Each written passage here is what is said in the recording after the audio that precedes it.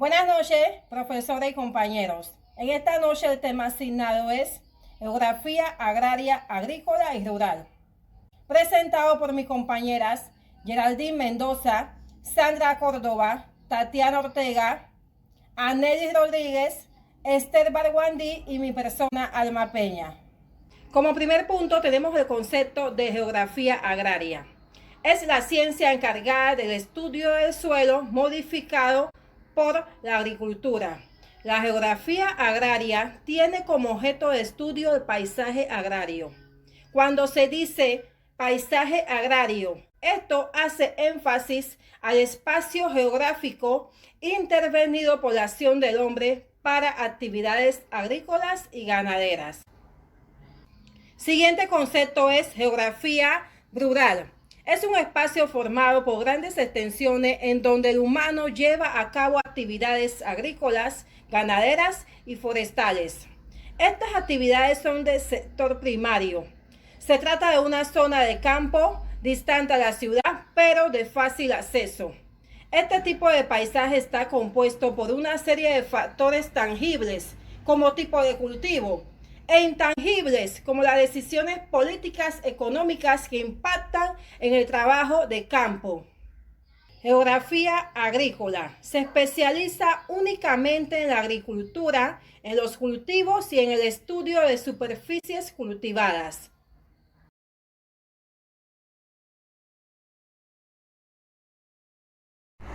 Sistemas agrarios.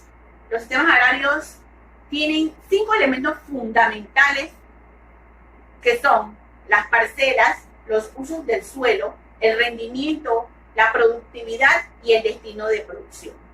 Por ejemplo, las parcelas son partes en que se divide el espacio agrario según se van clasificando por su tamaño o por su forma. Además, pueden tener también límites muy marcados o no. Los usos del suelo pueden ser agrícolas o de ganaderas. El rendimiento es la cantidad de producto que obtenemos por cada unidad de superficie o por cada hectárea. Productividad es la cantidad de producto que obtenemos por cada unidad de trabajo o por cada trabajador. Puede ser baja si utilizamos muchos trabajadores o pueden ser altas si utilizamos muchas máquinas. El destino de producción puede ser el consumo o a la venta del mercado. Factores del sistema agrario. Esto está determinado por factores físicos y humanos. Los factores físicos en la actualidad de progresos técnicos permiten modificar el medio natural para obtener un aprovechamiento de agrarios favorables. Sin embargo, los factores físicos siguen ejerciendo influencia en las actividades agrarias. Las relieves son las topográficas facilitan o dificultan de las prácticas agrícolas. Por ello, se aprecia una relación entre mapas y de aprovechamientos de los agrarios y el mapa de relieves. Facilita las erosiones y dificultades de la mecanización, la altitud sobre el nivel de mar. El clima condiciona los tipos de paisajes agrarios. Esta presenta a través de la temperatura, las precipitaciones y además los elementos climáticos como el viento y la nubosidad. El régimen climático de influencia más intensa en el Mediterráneo. Su larga sequía estiva y elevada temperatura que existe una fuerte adaptación de plantas y cultivos que ha tenido como consecuencia de la adoptación de la teología de los cultivos mediterráneos como cereales, el vid y el olivio, en la implantación de regadíos para contrarrestar los efectos de las arides estivales.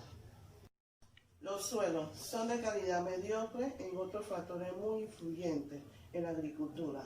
Hay que distinguir entre los sustratos de sílices, que son malos, y los calizos o arcillosos, que son más adecuados para el cultivo.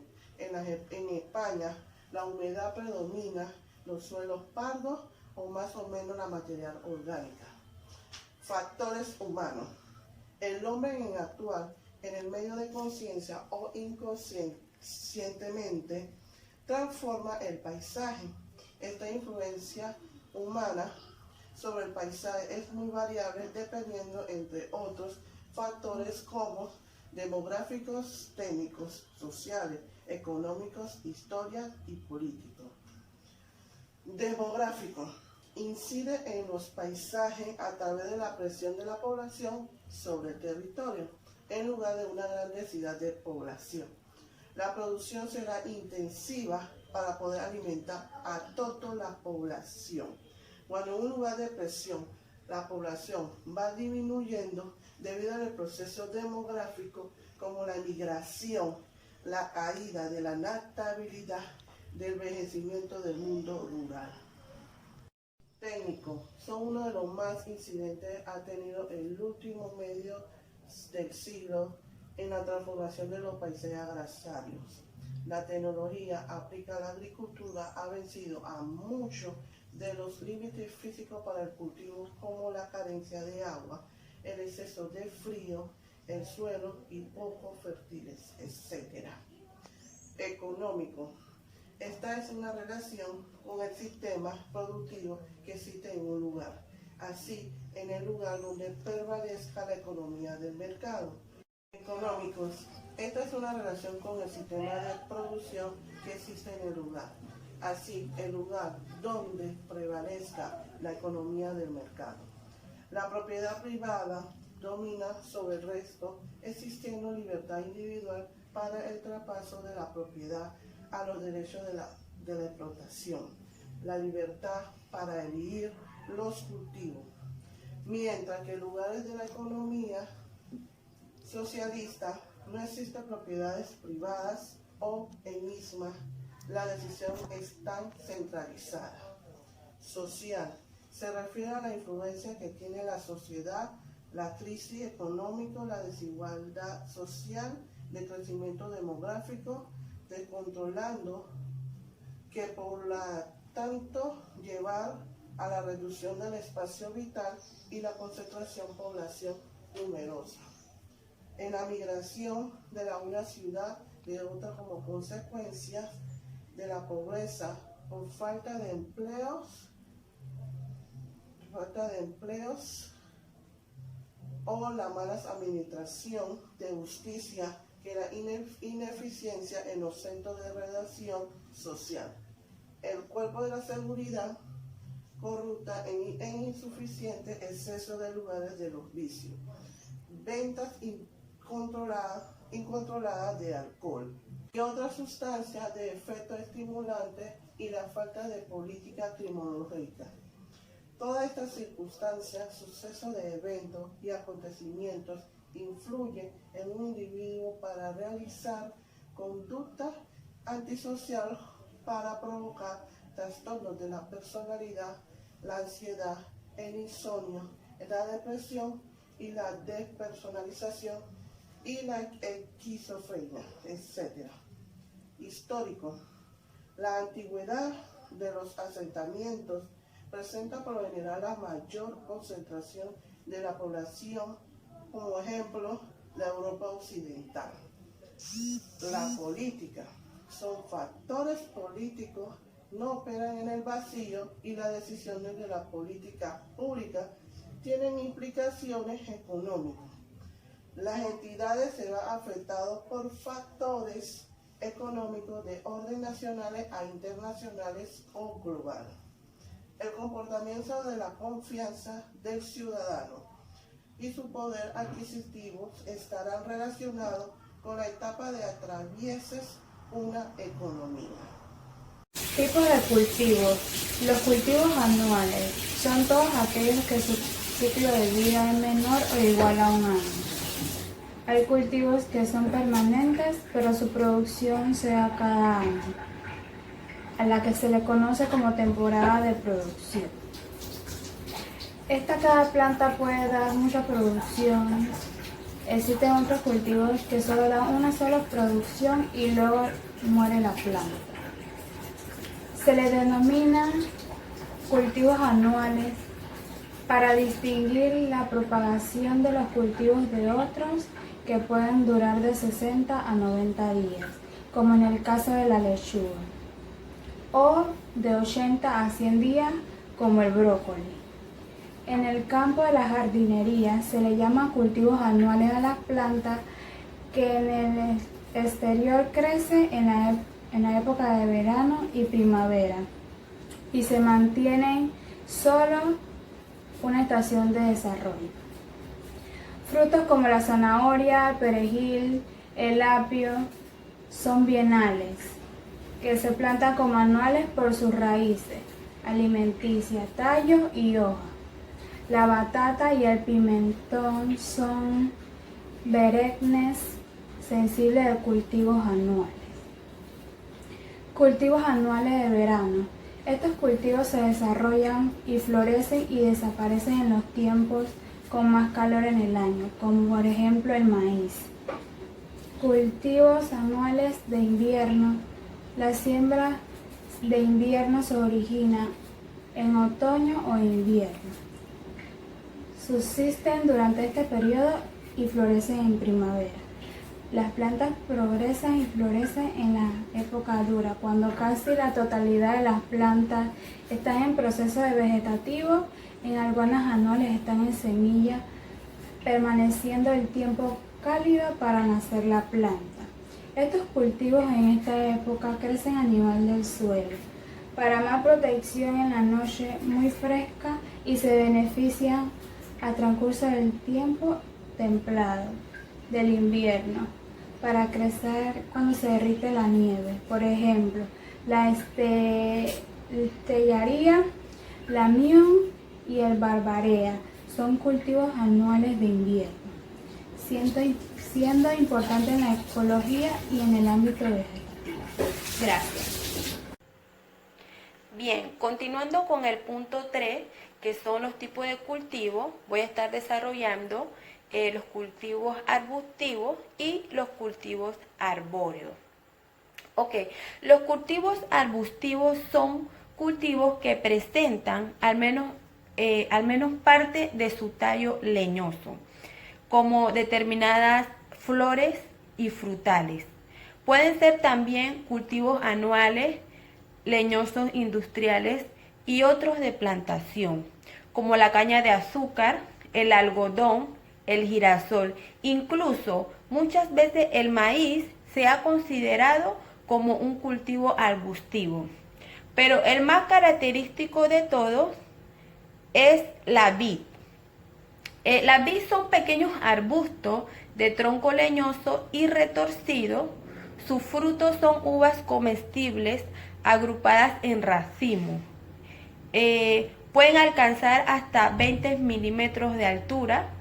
La vid se cultiva en zonas de clima templado. La vid son estas plantas, como lo dije, son plantas que tienen un tronco leñoso, son pequeños, entonces ellas son las que dan fruto a las uvas que son utilizadas para realizar o para hacer el vino, ese vino que muchos hemos tomado, que los Welsh. Entonces, estas plantas que tengan esta característica, como lo tiene la vid, son consideradas para cultivo arbustivo. Entonces, todas estas plantas duran al menos una serie de años, tienen una vida de algunos años. Cultivos arbóreos. Cuando se habla de cultivos arbóreos, se trata más que todo de árboles cultivados para obtener sus frutos. Comprende los frutales, a lo que se le une el olivo. El olivo son cultivos tradicionales mediterráneos. En este caso, la duración temporal de los cultivos es de muchos años, aunque se recolecte anualmente. ¿Qué quiero decir con eso? Que la misma planta, el mismo árbol, dura muchos años cultivado. Sin embargo, solamente se recolecta, se extrae el fruto una vez al año o en su temporada, que es lo que sucede en la mayoría de los casos. Solamente se recolecta una vez al año. que es por su temporada. Entonces, para mencionar algunos de estos cultivos que son considerados arbóreos, tenemos el olivo, el naranjo, la manzana, entre otros. Es muy importante mencionar en este punto que existen otros tipos de cultivos, pero esto depende del espacio y de lo que deseamos cultivar. Sin embargo, es muy importante mencionar que la forma como se siembra puede hacer una gran diferencia en cuanto a costo, tiempo y resultados. Muchas gracias. Buenas noches, profesora Leida Garibaldi. Mi nombre es Esther Baguandí y me toca decir la charla de los espacios naturales y las casas de campo. Espacios naturales o saltus. El saltus es la contraposición del agrio. Es la parte no cultivada de los paisajes agrarios. El saltus abarca toda la superficie agraria que no ha transformado el espacio natural, capaz de soportar una cobertura vegetal en el espacio cultivado. Un análisis de las causas del saltus nos permite decir que existe una posibilidad técnica de establecer saltus a nivel absoluto.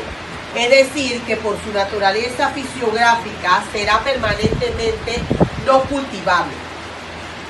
Superficies de agua, rocas desnudas. Y un saltus temporal es el que englobaría la superficie no cultivada por el momento, pero la susceptible que sería que en el futuro o en el pasado los cereales, los pastos naturales, matorrales o bosques. El espacio habitado o el hábitat rural. El único espacio habitado dentro del paisaje agrario sería el espacio de la casa de campo, establecidas, presentes y necesarias para el desarrollo de las actividades agrarias. Los pueblos no entrarían a formar parte como elemento del paisaje agrario, sino un paisaje natural. Es definitivamente el espacio habitado como componente del paisaje agrario alcanza su explicación y su propia delimitación al estudiar la casa de campo y los agrupamientos específicamente agrarios. La casa de campo, a la par que instrumento, actúa como un indicador del nivel socioeconómico de su sueño y de las características fisiográficas del entorno en el que se ubica. El análisis morfológico de la casa de campo. El aspecto morfológico de la vida campesina se traduce los condicionamientos y su construcción y las necesidades de su uso. Su máxima preocupación es la adaptación del medio físico en el que se levanta para dar respuesta adecuada a las condiciones climáticas del exterior, para economizar en la materia constructiva y para sorprender la demanda sociolaboral que está en la base de su propia construcción. La morfología del resultado de la composición y el ordenamiento de los elementos constructivos básicos, los materiales de construcción y los tipos de cubiertas forman el cerramiento y el plano de la vivienda.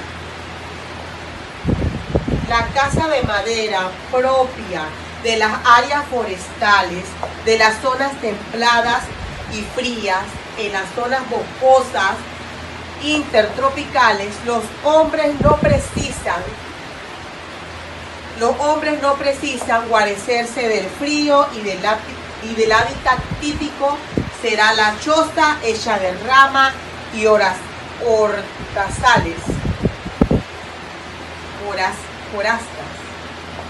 En el salto permanente de superficie rocosa se utiliza la piedra aristada para que asiente bien como material físico básico de la construcción. En la zona agrícola de suelo más o menos arcillosos, donde la piedra y la madera son poco abundantes, se construye con arcilla, paja y pequeñas ramas. En economía más evolucionada y en medio de hortalizas, se construye con adobe, ladrillo, y que es un simplemente perfeccionamiento técnico con la utilización del mismo material, la arcilla moldeada y cocida y simplemente secada al sol. Es un material de resistencia. En la pradera y en los pastizales y en general en las zonas muy ricas de ganadería, como en la Pampa Argentina, regiones ganaderas, y en Siberia o Australia, el material más accesible es la piel con la que se construyen las típicas tiendas. En las áreas que no poseen características fisiográficas tan visibles o definidas, la casa responde a tales circunstancias contrayendo como un hídrico una aportación de varios materiales en la India, viviendas con estructuras de madera, paredes de bambú, trazados y techo de hojas. Estrechamente relacionados con el tipo de materia de construcción está el típico material de construcción, el tipo de cubierta utilizado, pero existe una razón básica en la elección de la cubierta y en otro clima, más específicamente pluviosidad. Los tipos de cubierta básicos son plana, inclinada, a una sola vertiente, a dos aguas o de doble vertiente, y la cuarta agua o cúpula, semicilíndrica, crónica o prismática. El plano de vivienda, a la vez de componentes morfológicos y funcional de la casa, y que ya fue incluida en la forma externa de la misma, y responderá a la razón básica que motivó su construcción.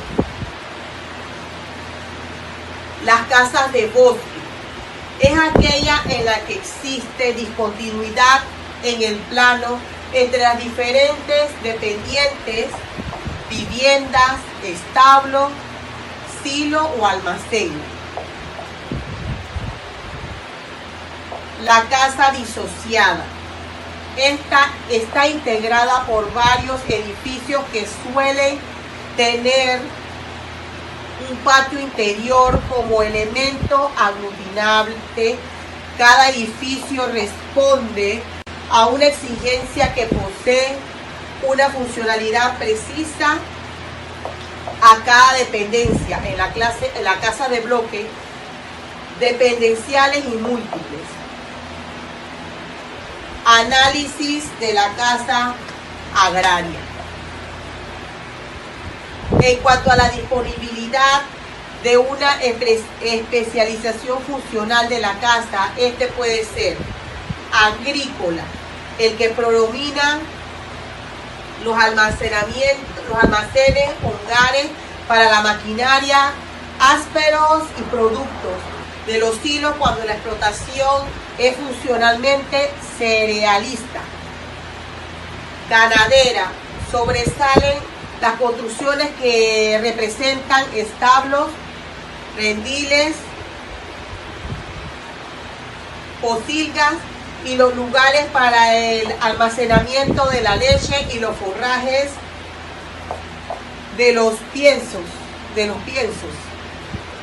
Agropecuaria, con el desarrollo simultáneo de las dependencias señaladas para los anteriores casos, con la cauticidad que genera una estrecha interrelación entre la explotación agrícola y la ganadera.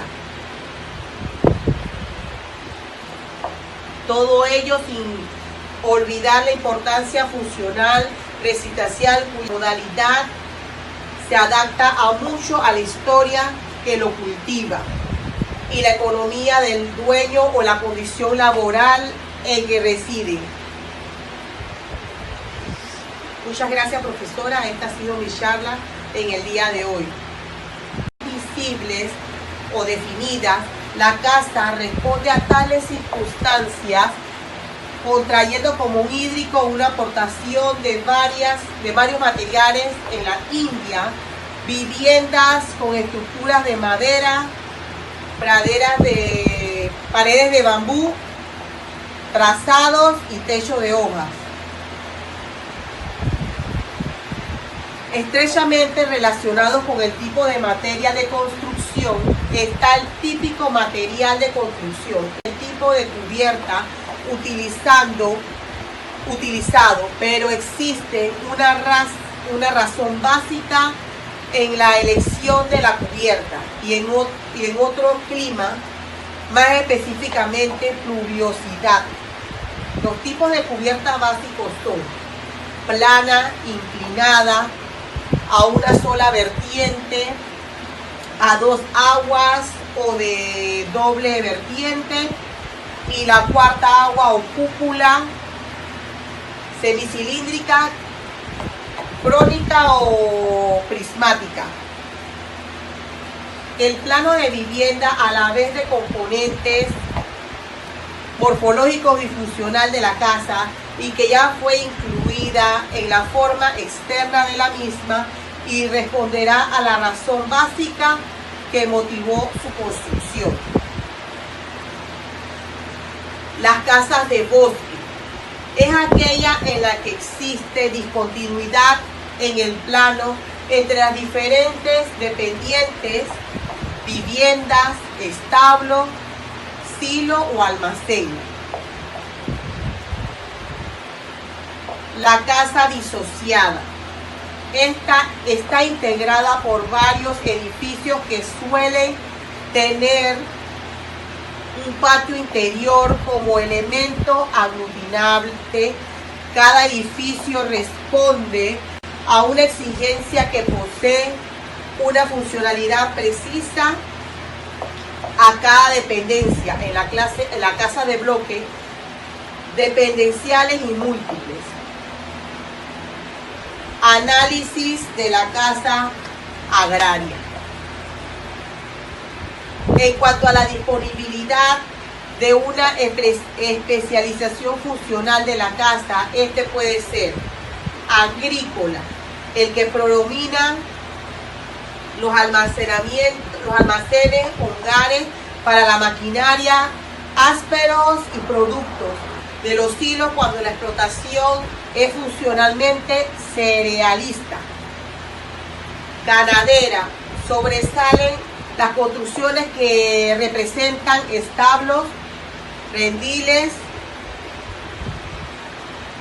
pocilgas y los lugares para el almacenamiento de la leche y los forrajes de los piensos. Agropecuaria, con el desarrollo simultáneo de las dependencias señaladas para los anteriores casos, con la cauticidad que genera una estrecha interrelación entre la explotación agrícola y la ganadera. Todo ello sin olvidar la importancia funcional, residencial, cuya modalidad se adapta a mucho a la historia que lo cultiva y la economía del dueño o la condición laboral en que reside. Muchas gracias, profesora. Esta ha sido mi charla en el día de hoy.